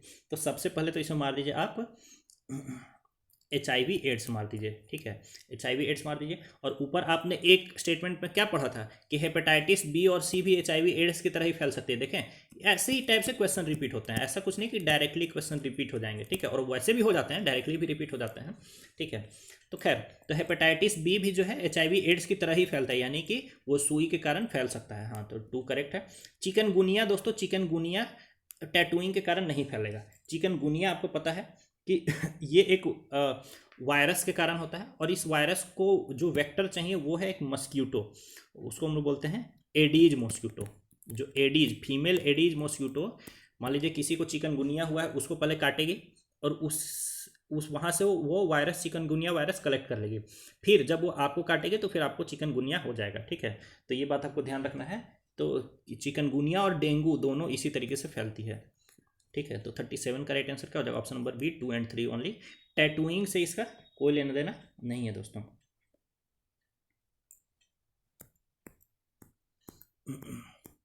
आइए 38 क्वेश्चन देखिए, ठीक है। सॉफ्टवेयर एज ए सर्विस के रिस्पेक्ट में स्टेटमेंट्स है, software as a service buyers can customise the user interface and can change data field. Software as a service का एग्जांपल देख लीजिए, जैसे Outlook, Hotmail, Yahoo mail are form of software as a service, तो ये बिल्कुल correct है। पहले तो 3 बिल्कुल करेक्ट है। सॉफ्टवेयर को देखिए, एक तो हुआ कि मैं एक सॉफ्टवेयर बना करके आपको दे दिया, अब वो सॉफ्टवेयर आपका हो गया, ठीक है, ये एक तरीका है। दूसरा ये एक तरीका ये है कि मेरा एक सॉफ्टवेयर है, इसको हजारों लोगों को मैं यूज करने के लिए दे रहा हूँ, तो ये जो दूसरा कॉन्सेप्ट है ना, इसको बोला जाएगा सॉफ्टवेयर एज ए सर्विस। जो पहला तरीका था वो हो जाएगा सॉफ्टवेयर एज ए प्रोडक्ट, ठीक है। तो सॉफ्टवेयर एज ए सर्विस में ये है कोई ना, आउटलुक, हॉटमेल, याहू, ये सब क्या हो गया, सॉफ्टवेयर एज ए सर्विस हो गया, हाँ, ठीक है। तो तीसरा तो करेक्ट है। अब पहला स्टेटमेंट पढ़ेंगे तो आपको समझाएगा कि software as a service buyers can customise the user interface and can change data fields. बिल्कुल आपको पता है कि ईमेल वगैरह में आप जो है उसको पर्सनलाइज कर सकते हैं, कस्टमाइज कर सकते हैं, कि इनबॉक्स में भी चेंजेस कर सकते हैं, ठीक है, कि कोई पर्टिकुलर सेंडर है, आपको उसका मैसेज सबसे ऊपर चाहिए तो वो सब चीज़ें कर सकते हैं। डेट वाइज आप उसको बोल सकते हैं कि जो लेटेस्ट डेट में आया है उसको वो ईमेल पहले दिखाओ एंड ऑल दैट, तो वो सब चीज़ किया जा सकता है। दूसरा देखिए, software as a service users can access their data through their mobile devices. ये तो नॉर्मल सी बात है कि मोबाइल डिवाइसेस के थ्रू भी सॉफ्टवेयर एज ए सर्विस को यूज किया जा सकता है। तो 38 का राइट आंसर क्या हो जाएगा, 1, 2 एंड 3, ऑप्शन नंबर डी।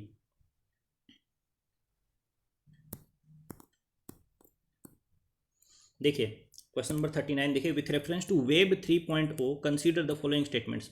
तो वेब 3.0 के बारे में जानने से पहले आप ये समझ लीजिए कि अभी जो वेब चल रहा है उसको कहते हैं वेब 2.0। जैसे इस वेब 2.0 का एग्जांपल है आपका फेसबुक, इंस्टाग्राम, ठीक है, यूट्यूब, ठीक है, या फिर लिंक्डइन, ये सब वेब 2.0 का एग्जांपल है। तो ये फेसबुक जो है, आप फेसबुक पे आईडी बनाए हुए हैं, कुछ भी कर रहे हैं, ठीक है, और ये फेसबुक को ऑपरेट किया जा रहा है एक पर्टिकुलर हेडक्वार्टर से, ठीक है, वो सारा डेटा वहाँ जा रहा है, वहीं से प्रोसेस हो रहा है, वो चाहे तो आपको ब्लॉक भी कर सकता है, ठीक है। तो ये है एक सेंट्रलाइज्ड वेब मॉडल। वेब 2.0 जो है वो सेंट्रलाइज्ड वेब मॉडल है। जब वेब 3.0 की तरफ हम लोग बढ़ेंगे तो हम लोग पहुंच जाएंगे डिसेंट्रलाइज्ड वेब मॉडल के पास, जहां पर कि यूजर के पास ज़्यादा पावर होगा, ठीक है।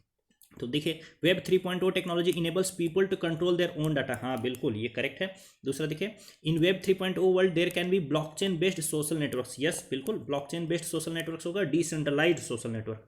तीसरा देखिए, web 3.0 is operated by users collectively rather than a corporation, बिल्कुल ये कोई कॉर्पोरेशन उसको कंट्रोल नहीं करेगी, लोग ही उसको कंट्रोल करेंगे। तो तीसरा भी करेक्ट है। तो 39 का राइट आंसर हो जाएगा ऑप्शन नंबर डी, 1, 2 एंड 3। ठीक है, सिंपल क्वेश्चन है, लेकिन आपको ना आइडिया होना चाहिए, रिसेंटली जो न्यूज़ वगैरह में आते रहता है वो आपका पढ़ा हुआ होना चाहिए। ठीक है, 40 क्वेश्चन देखिए, क्यूबिट इज मेंशन्ड। क्यूबिट किससे रिलेटेड है? क्वांटम कंप्यूटिंग से। इसमें कुछ भी बताने की जरूरत नहीं है। एक नॉर्मल बिट होता है जो क्लासिकल कंप्यूटर में, और क्वांटम कंप्यूटर में होता है क्वांटम बिट, क्यूबिट जिसको बोलते हैं। बिट जो है वो एक्सप्रेस कर सकता है डेटा को 0 और 1 में, क्यूबिट एक्सप्रेस कर सकता है डेटा को 0 में भी, 1 में भी, और कॉम्बिनेशन ऑफ 0 एंड 1 में भी। यानी 30% ऑफ 0 और प्लस 70% ऑफ 1, यानी 0.7, ऐसे करके भी उसको एक्सप्रेस कर सकता है। तो 40 का राइट आंसर क्या हो जाएगा? Option number B, quantum computing. Quantum computing से रिलेटेड आपको ये टर्म पता होना चाहिए, क्वांटम सुप्रीमेसी किसको बोलते हैं? क्वांटम सुप्रीमेसी का मतलब ये है कि क्लासिकल कंप्यूटर्स में से जो बेस्ट कंप्यूटर भी है वो काम को नहीं कर पा रहा है जो एक नॉर्मल क्वांटम कंप्यूटर कर ले रहा है, तो इस चीज़ को बोला जाएगा क्वांटम सुप्रीमेसी।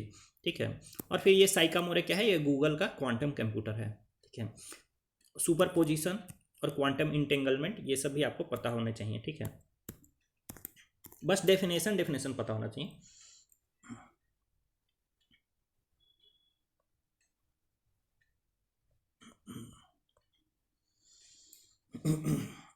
देखिए, क्वेश्चन नंबर 41 है दोस्तों, consider the following communication technologies.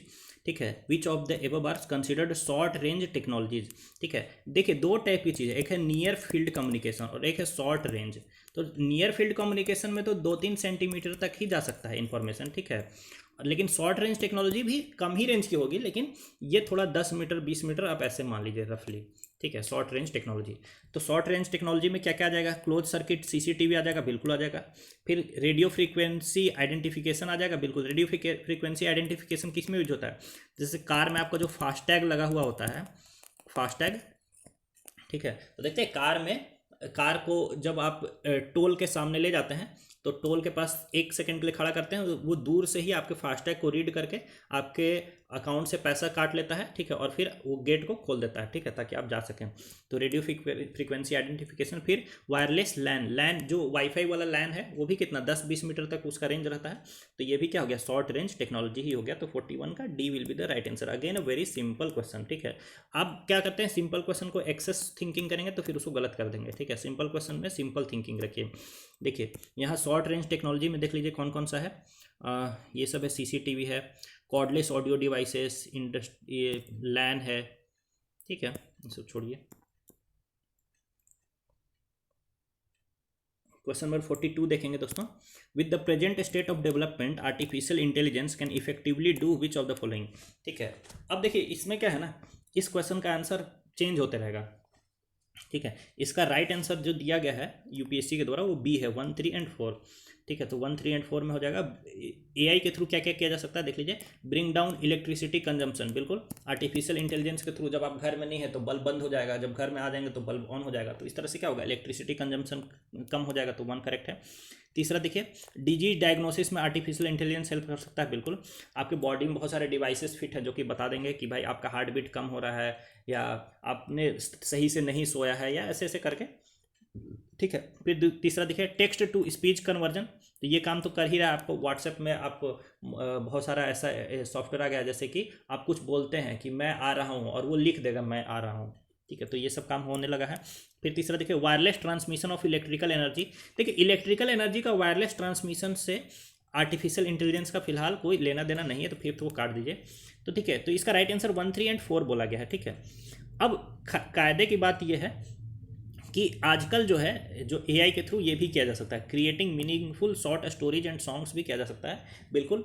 आप चैट जीपीटी को बोल सकते हैं कि मान लीजिए कोई मेरी महिला मित्र है जिसका नाम है जूही। ठीक है, तो मैं बोल दूं कि मेरी महिला मित्र जूही के लिए एक प्यार भरा गाना बनाओ, तो चैट जीपीटी गाना बना करके दे देगा। फिर मैं उस गाने को उधर उसको चिपका दूंगा, वो बोलेगी वाह वाह क्या गाना है। तो ठीक है, ये सब काम आजकल एआई के थ्रू किया जा सकता है। लेकिन अब देखिए ऑप्शन का कॉम्बिनेशन हम लोग पास है ही नहीं, 1, 2, 3, 4, मतलब 5 तो होगा नहीं, 5 तो होगा नहीं, और 1, 2, 3, 4 है नहीं, तो 1, 3, 4 है, तो बी को ही मार दीजिए। ठीक है, बट कायदे से 2 भी इसका हो सकता है, 2 भी इसका हो सकता है, ये बात ध्यान रखना है आपको। ठीक है, तो फिर ऑप्शंस देख लेना है आपको।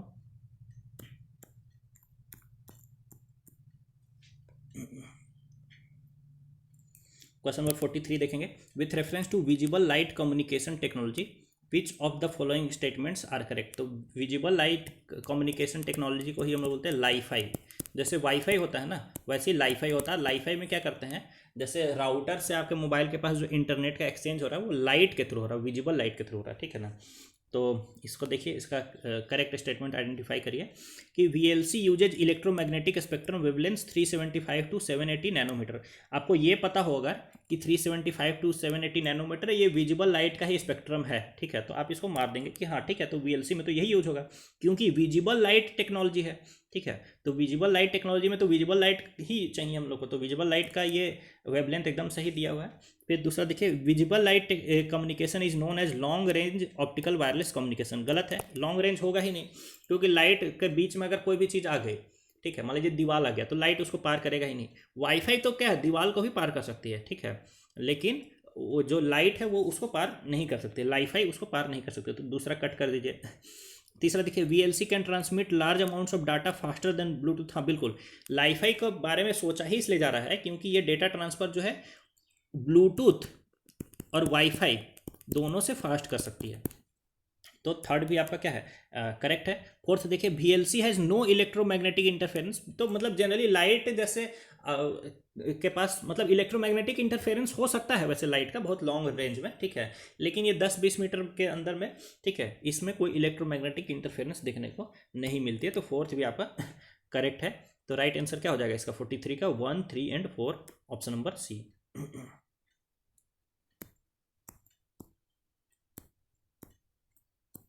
क्वेश्चन नंबर 44 देखेंगे, with reference to blockchain technology consider the following statements. तो ब्लॉकचेन टेक्नोलॉजी के रिस्पेक्ट में स्टेटमेंट्स देखिए। तो अब ब्लॉकचेन के बारे में आजकल हर जगह मैगजीन में दिया ही हुआ रहता है, ठीक है, तो आपको इसके बारे में जानना ही चाहिए। तो देखिए, it is a public ledger that everyone we can inspect but which no single user controls. तो बिल्कुल ये डिसेंट्रलाइज्ड लेजर टेक्नोलॉजी है। ब्लॉकचेन क्या है, डिसेंट्रलाइज्ड लेजर है, ठीक है, यानी एक ऐसा अकाउंट मेंटेनिंग सिस्टम है, ठीक है, जो जिसको कि सभी लोग इंस्पेक्ट कर सकते हैं। अगर आप कुछ गलत एंट्री करेंगे तो उसको कट कर दिया जाएगा, ठीक है, क्योंकि हजारों लोग आपके अगेंस्ट हो जाएंगे, ठीक है, लेकिन एक सिंगल आदमी पूरे सिस्टम को कंट्रोल नहीं करता। तो बिल्कुल 1 एकदम करेक्ट है। दूसरा देखिए, the structure and design of blockchain is such that all the data in it is about crypto currency only. ये बिल्कुल गलत है, सारा डेटा क्रिप्टो करेंसी के लिए नहीं है। क्रिप्टो करेंसी को भी ऑपरेट किया जाता है ब्लॉकचेन के थ्रू, ठीक है, बट इसके थ्रू ब्लॉकचेन के थ्रू आप हेल्थ डेटा भी मैनेज कर सकते हैं, लैंड मैनेजमेंट डेटा भी उसमें डाल सकते हैं, सब कुछ कर सकते हैं। तो 2 आपका इनकरेक्ट है। 3 देखिए, applications that depend on basic features of blockchain can be developed without anybody's permission, ठीक है, यानी किसी का परमिशन आपको लेने की जरूरत नहीं है। जैसे कि क्या होता है,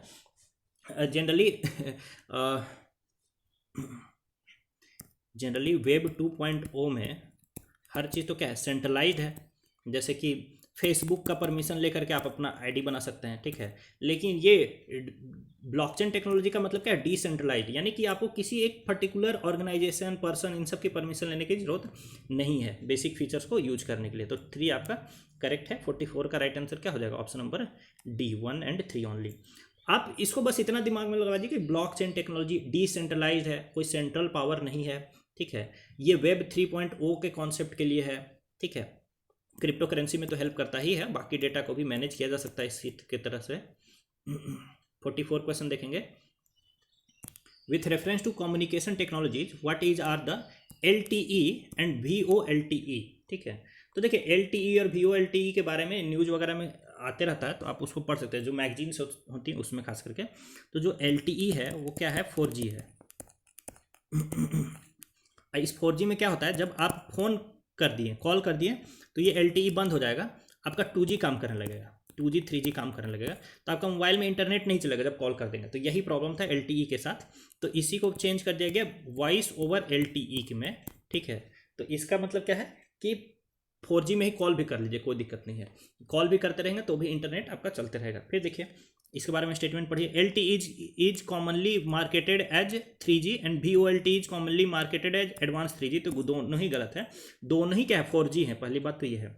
फिर देखिए LTE is data only technology and VoLTE is voice only technology. ऐसा नहीं है, VoLTE में क्या कर रहे हैं हम लोग, वॉइस भी कर रहे हैं, डेटा भी कर रहे हैं, ठीक है, पिक्चर्स भी कर रहे हैं, सब कुछ तो सेंड कर ही रहे हैं, और LTE में भी तो में हम लोग सब कुछ सेंड कर सकते हैं, ठीक है।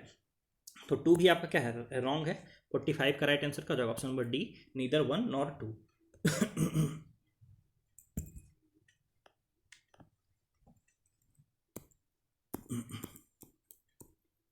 अब आइए दोस्तों क्वेश्चन नंबर 46 देखते हैं, ऑगमेंटेड रियलिटी और वर्चुअल रियलिटी के बारे में, ठीक है ना।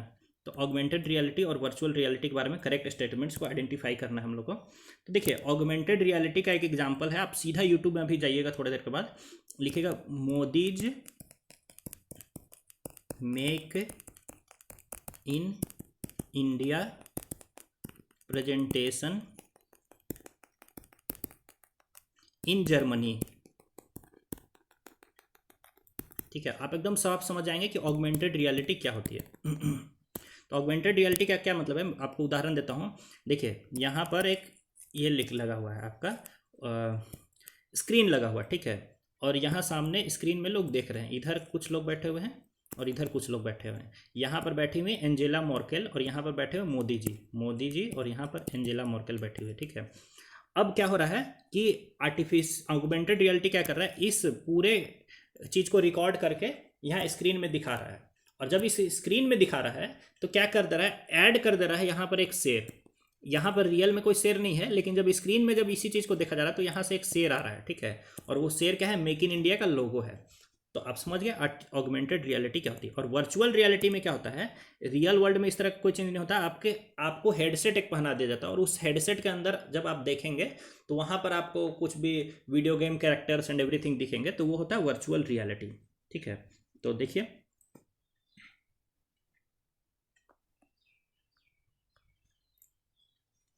in augmented reality a simulated environment is created and the physical world is completely shut out। नहीं, augmented reality में फिजिकल वर्ल्ड को कहाँ completely shut out किया गया, फिजिकल वर्ल्ड को ही तो प्रोजेक्ट किया गया प्रोजेक्टर में, और उसमें कुछ एक्स्ट्रा चीज ऐड कर दिया गया, ठीक है, ऑगमेंटेड रियलिटी में। दूसरा देखिए, in virtual reality images generated from a computer are projected on to real life objects और सराउंडिंग। ये चीज़ तो ऑगमेंटेड रियलिटी में किया जा रहा है, तो दूसरा भी गलत है, ये दोनों क्रॉस किया हुआ है ऐसे। फिर देखिए, augmented reality allows individuals to be present in the world and improve the experience using the camera of smartphones और पीसीज। बिल्कुल, तो ये क्या कर रहा है कि आपके रियल वर्ल्ड में ही कुछ कुछ नई चीज़ों को ऐड कर दे रहा है यूजिंग योर कैमरा एटसेट्रा। तो तीसरा बिल्कुल करेक्ट है, ठीक है। चौथा देखिए, virtual reality closes the world and transposes an individual providing a complete immersion experience. बिल्कुल, वर्टिकल रियलिटी में क्या है कि आपके आसपास में क्या हो रहा है कुछ नहीं आपको पता है, आपको हेडसेट पहना दिया गया और उसके अंदर फिर आपको एक नई दुनिया दिखाई जा रही है। तो फोर्थ आपका करेक्ट है, 46 का राइट आंसर क्या हो जाएगा, सी एंड मतलब 3 एंड 4 ऑप्शन नंबर बी, ठीक है। तो ये सब टेक्नोलॉजी का डिफरेंस आपको पता होना चाहिए दोस्तों।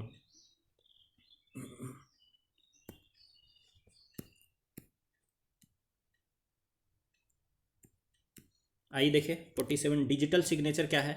तो डिजिटल सिग्नेचर जो है वो है an electronic record that identifies the certifying authority issuing it, ठीक है। तो ये नहीं है, ठीक है। फिर दूसरा देखिए, use to serve as a proof of identity of an individual. तो ये सब नहीं है। जो डिजिटल सिग्नेचर यूज होता है दोस्तों, आप सिंपली आप जैसे कंपनी वगैरह रजिस्टर कराएंगे ना, तो एमसीए के पोर्टल में आपको एक डिजिटल रजिस्टर मिल दिया जाता है, डिजिटल सिग्नेचर आपको प्रोवाइड किया जाता है, ठीक है ना। वो डिजिटल सिग्नेचर के थ्रू जब भी जैसे क्योंकि क्या करें आप एमसीए पे कंपनी के रजिस्टर करने के लिए कुछ डेटा भेज रहे हैं, कुछ भी डॉक्यूमेंट भेज रहे हैं, ठीक है। फिर मान लीजिए आप एग्रीमेंट पेपर वहाँ से बनवा रहे हैं, ठीक है। तो एग्रीमेंट पेपर फिर किसी को आप ऑनलाइन भेज रहे हैं, ठीक है। तो उसमें आपकी चाहिए सिग्नेचर जो वेरीफाई करे कि ये आप इन सारे जो भी टर्म्स एंड कंडीशंस हैं उनसे अग्री करते हैं। तो उसी चीज़ के लिए ये मेथड इजाद किया गया है डिजिटल सिग्नेचर का, ठीक है। तो सिंपल सा है, इसका राइट आंसर है an electronic method of signing an electronic document and ensuring that the original content is unchanged. तो यही है डिजिटल सिग्नेचर दोस्तों। तो 47 का C is the right answer. ये ए 1 और 2 नहीं है, 1 और 2 आप पढ़ लीजिए, वो इसका राइट आंसर नहीं है।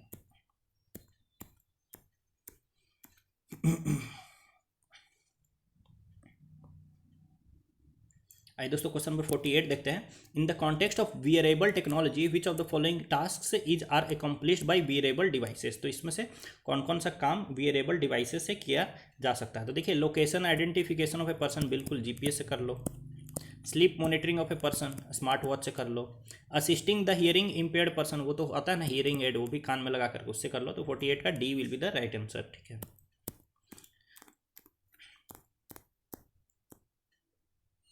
अब देखिए दोस्तों, ये सब क्वेश्चन को, एक दो क्वेश्चन को थोड़ा आप अटेम्प्ट करिए। For the measurement estimation of which of the following satellite images remote sensing data, ठीक है। रिमोट सेंसिंग डेटा को यूज करके क्या क्या किया जा सकता है ये पूछ रहा है, सिंपल क्वेश्चन है।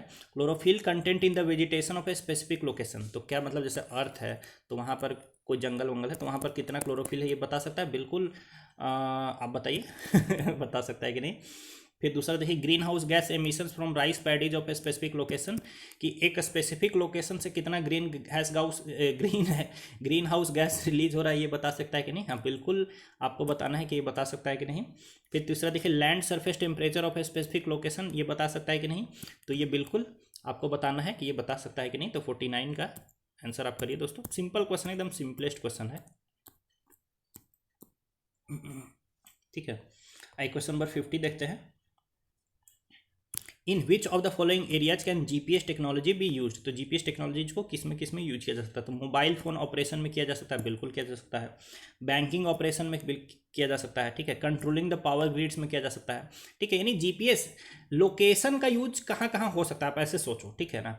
लोकेशन का यूज पावर ग्रिड्स में हो सकता है, बिल्कुल हो सकता है कि कहाँ पे पावर ग्रिड फेलियर है वो सब आइडेंटिफाई करना है, तो उसमें तो करना होगा ना हम लोग को लोकेशन का यूज। तो जहाँ जहाँ लोकेशन का यूज होगा वहाँ वहाँ जीपीएस का यूज होगा। तो 50 का राइट आंसर क्या हो जाएगा, ऑप्शन नंबर डी, 1, 2 एंड 3।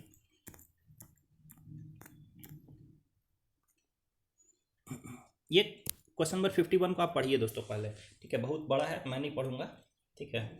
अब जैसे यहाँ देखिए, स्मार्ट मिरर है, ठीक है। फिर देखिए ऑटोमेटिकली जो है फ्रेश ग्रॉसरी आइटम का ऑर्डर कर दिया जा रहा है, ठीक है। गेट खुद से खुल जा रहा है, खुद से बंद हो जा रहा है, खुद से पंखा चलने लग रहा है, खुद से बंद हो जा रहा है, डिपेंडिंग अपॉन आपकी ज़रूरत, ठीक है। तो ये क्या है, आप पूरा पढ़ लीजिए। ये पूरा जो पैसेज है ये रिगार्डिंग इंटरनेट ऑफ थिंग्स है। इंटरनेट ऑफ थिंग्स क्या करता है कि आपके जो रेगुलर डिवाइसेस है, जैसे दरवाज़ा है उसमें इंटरनेट ऐड कर देगा। तो आप जब दरवाजे के सामने आएंगे तो दरवाज़ा खुल जाएगा, फिर जब चले जाएंगे तो दरवाज़ा बंद हो जाएगा, ठीक है। घर आएंगे तो बल्ब जल जाएगा, सो जाएंगे तो बल्ब बंद हो जाएगा। तो यही तो है इंटरनेट ऑफ थिंग्स।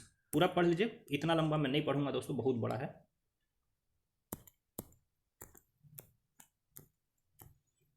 अब देखिए क्वेश्चन रिपीट, लाइफाई टेक्नोलॉजी, पहले इसी का नाम था VLC टेक्नोलॉजी, अब इसी को बोला लाइफाई टेक्नोलॉजी, ठीक है ना। तो ये आपको पढ़ना है। विथ रेफरेंस टू लाइफाई, ठीक है, इसमें से क्या क्या करेक्ट है। It uses light as a medium for high speed data transmission, बिल्कुल, ये तो हम लोग ऑलरेडी देख चुके हैं। It is a wireless technology and is several times faster than WiFi, ये भी हम लोग देख चुके हैं कि लाइफाई जो है ब्लूटूथ वाईफाई दोनों से फास्ट है। तो 52 का राइट आंसर क्या हो जाएगा, option number C, both 1 and 2, ठीक है। क्वेश्चन इस तरह से रिपीट हो सकता है।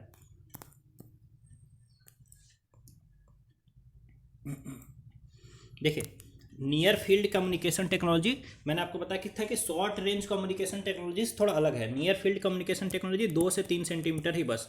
वो जो नया वाला ATM कार्ड आया है ना, न्यू वाला ATM कार्ड जिसको टैप किया जाता है, ठीक है, मतलब मान लीजिए उसको टच भी कर सकते हैं या एक आधा सेंटीमीटर से भी वो रीड कर सकते हैं डेटा, वही है नियर फील्ड कम्युनिकेशन का एग्जाम्पल, आपको याद रखना है, ठीक है। तो देखिए, it is a contactless communication technology that uses electromagnetic radio fields, तो बिल्कुल। दूसरा देखिए, NFC is designed for use by devices which can be at a distance of even a metre from each other, तो metre का तो बात ही नहीं है, 1 से 2 सेंटीमीटर। फिर देखिए, NFC can use encryption when sending sensitive information, बिल्कुल इनक्रिप्शन करके भेजेगा तभी तो नहीं तो वो मशीन ही रीड कर लेगा और आपका फिर डेटा चोरी हो गया। तो 53 का राइट आंसर क्या हो जाएगा, option number C, 1 and 3 only.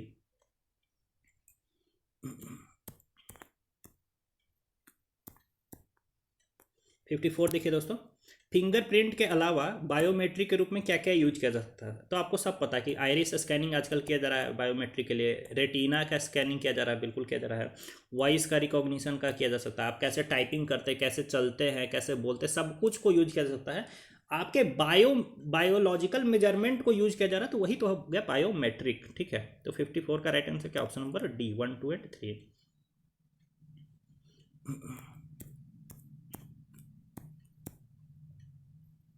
अब देखिए दोस्तों, ये क्वेश्चन आप थोड़ा करिए, difference between Bluetooth and wifi devices, ठीक है। इसका क्वेश्चन पढ़िए, ठीक है, what is the difference between Bluetooth and wifi devices, ABCD सबको पढ़ करके राइट आंसर तक पहुंचिए। ठीक है, 4 क्वेश्चन और हैं इसलिए मैं इसको कंप्लीट करा दे रहा हूँ, अदरवाइज मैं 50 पर रुक जाता। ठीक है, क्वेश्चन नंबर 56 है, इसको आप पढ़िए और अटेम्प्ट करिए। वर्चुअल प्राइवेट नेटवर्क क्या है? ठीक है, अगर नहीं पता तो अभी इसको गूगल करके पढ़ लीजिएगा, क्योंकि ये क्वेश्चन रिपीट भी हो सकता है। अब मैं बोल रहा हूँ रिपीट हो सकता है मतलब रिपीट हो जाएगा, ऐसा कुछ नहीं है। ऐसी मेरे पास कोई पावर नहीं है यूपीएससी को प्रेडिक्ट करने की। ठीक है, बट क्या पता आ ही जाए, तो गूगल कर लेने, एक सिंपल गूगल करके उसका डेफिनेशन रीड करने में तो कोई बुराई नहीं है। वर्चुअल प्राइवेट नेटवर्क, वैसे इसका राइट आंसर है option number B, it is a computer network across a public internet that provides users access to their organisations network while maintaining the security of the information transmitted. ठीक है, चूँकि session बहुत लंबा हो गया इसलिए मैं इसको कंप्लीट करना चाह रहा हूँ, 2 क्वेश्चन और बचे हैं। ये सारा स्टेटमेंट्स पढ़िए। Other than those made by humans nano particles do not exist in nature, तो बोल रहा है नैनो पार्टिकल्स नेचर में एग्जिस्ट ही नहीं करते हैं, गलत है। नैनो पार्टिकल्स नेचर में भी एग्जिस्ट करते हैं, जैसे वोल्केनो से निकल सकता है, फायर से निकल सकता है। दूसरा देखिए, nano particles of some metallic oxides are used in the manufacture of some cosmetics, बिल्कुल कॉस्मेटिक्स में नैनो पार्टिकल्स यूज किए जाते हैं। तीसरा देखिए, nano particles of some commercial products which enter the environment are unsafe for humans, बिल्कुल कुछ nano particles environment में एंटर करते हैं तो हमारे लिए अनसेफ हो सकते हैं, तो ये भी करेक्ट है। 57 का राइट आंसर क्या हो जाएगा? ऑप्शन नंबर 2 एंड 3 इसका राइट आंसर हो जाएगा ऑप्शन नंबर डी।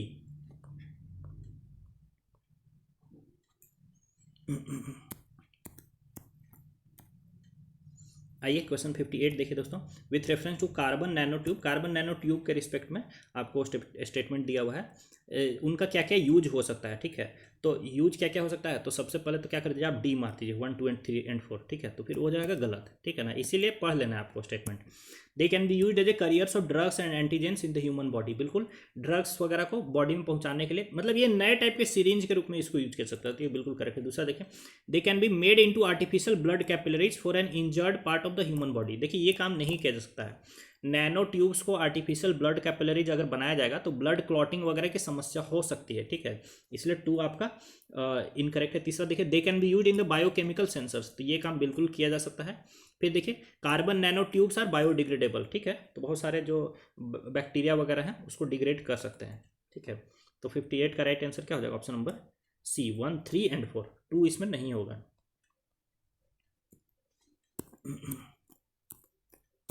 अब आइए दोस्तों, ये लास्ट क्वेश्चन है। ठीक है, with reference to use of nano technology in the health sector which of the following statements is are correct. ठीक है, तो टारगेटेड ड्रग डिलीवरी इज, ठीक है, targeted drug delivery is made possible by nano technology. ठीक है, बिल्कुल ये काम किया जा सकता है। जो कार्बन नैनो ट्यूब ऊपर हम लोग देखें ना, उसका यूज करके हम लोग टारगेटेड ड्रग डिलीवरी कर सकते हैं। दूसरा देखिए, nano technology can largely contribute to gene therapy, इसमें भी इसका यूज हो सकता है, तो 2 भी आपका करेक्ट है। ठीक है, तो 59 का राइट आंसर क्या हो जाएगा? Option number C, both 1 and 2।